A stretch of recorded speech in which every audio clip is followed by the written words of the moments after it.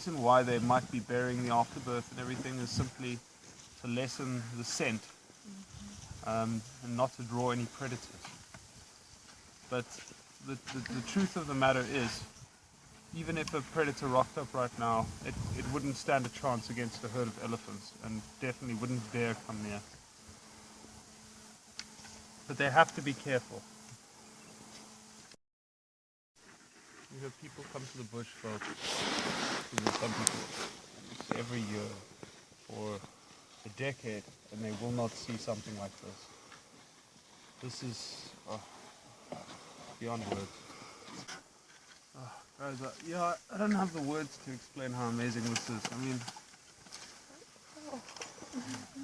it's so incredible to think that tiny, cute little helpless creature is going to grow up to be the most powerful, largest land mammal on Earth. Something that small and fragile. Incredible. Because this little one clearly isn't going to be able to walk for a while.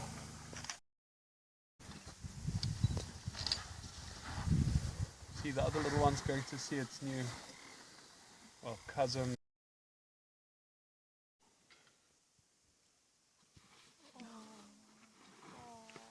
Close up again. You guys ready to go?